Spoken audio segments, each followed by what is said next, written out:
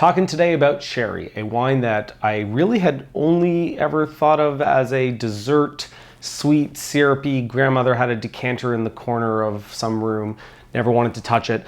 And recently I got exposed to a whole bunch of different styles of sherry. There's lots out there, and they're not all sweet and they're not all thick and syrupy. This is a funky, really cool, very undervalued, affordable style of wine that if you've never tried it before, go check it out. We're going to talk about two styles that I picked up here. It's not easy to find a ton of the styles maybe in your local shop, but if you look around you can find them. We've got over here a style called Manzanilla, and then this is the Oloroso, and they're done in a different way, and let's get into it. You can already see that the color is different between the two.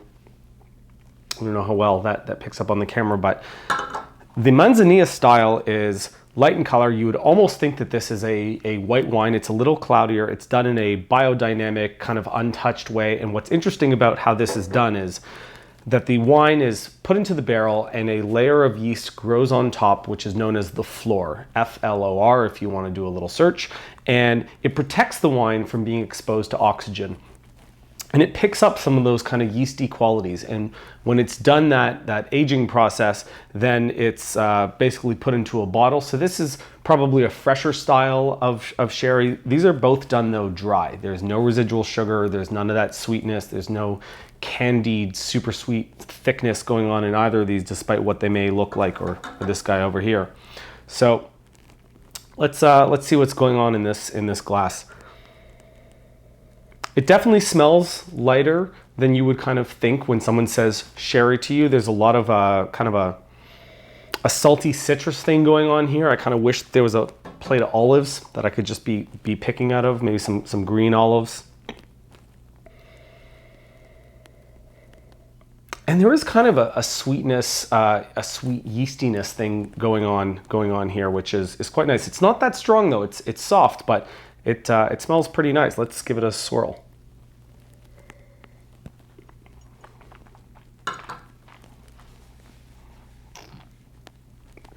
Some kind of fried fish would be really fantastic. Again, those olives. There is kind of this salty, drying thing going on in my mouth right now that is pretty good. It doesn't linger on the palate. There's no sugar or sweetness here, but that citrus saltiness thing is definitely going on here. Not too long of a finish, nothing too crazy, but pretty good. 15 bucks for a bottle. And because that yeast grows on top, this is lower alcohol, and this is 15%. What's different here when you go to the Oloroso is there's more alcohol put into that barrel, and it's stopping that flor from growing on top. So there's no yeast going on top, but this is exposed to oxygen throughout its aging. And so that's what's giving it this brown, deep color, almost like a brandy. You can see it feels a little thicker. It's not syrupy thick, but it's a little thicker in the glass and higher in alcohol. So we're into 20, yeah, this is 20%. Again, the style is called Oloroso. And lots of oxygen exposure here. Give it a swirl and smell. Really beautiful actually on the nose. Lots of brown sugar and bruised apple core, maybe some baking caramel going on in the kitchen. Really interesting, really nice color, really nice to look at. And if we give it a taste.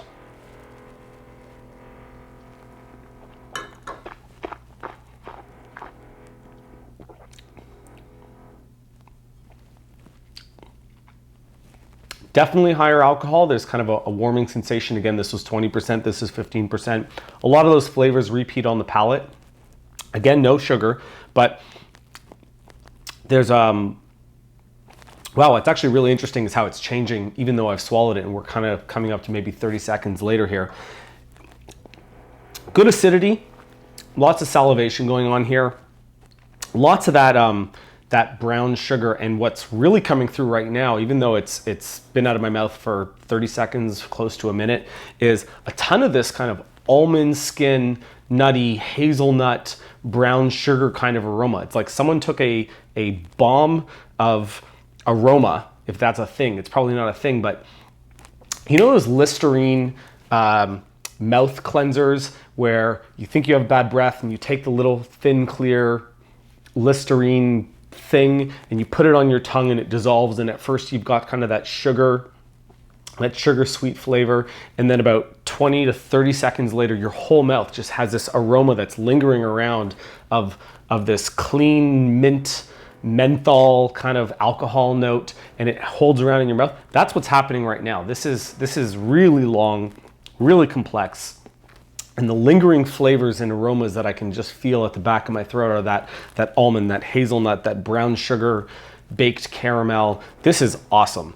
I really like this style. This is my personal preference. There's another one called Palo Cortado, which is harder to find, and if I could have found it, I would have had it today to show you. But this is really tasty. This is something I would come back to for sure. It's just, I got it. It's so good.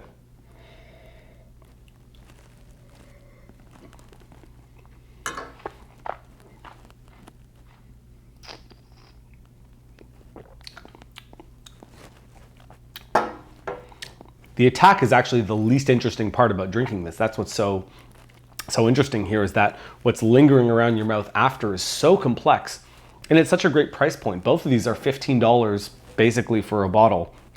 Really undervalued wines out there. And in terms of aging potential, how long can I kind of keep these hanging around?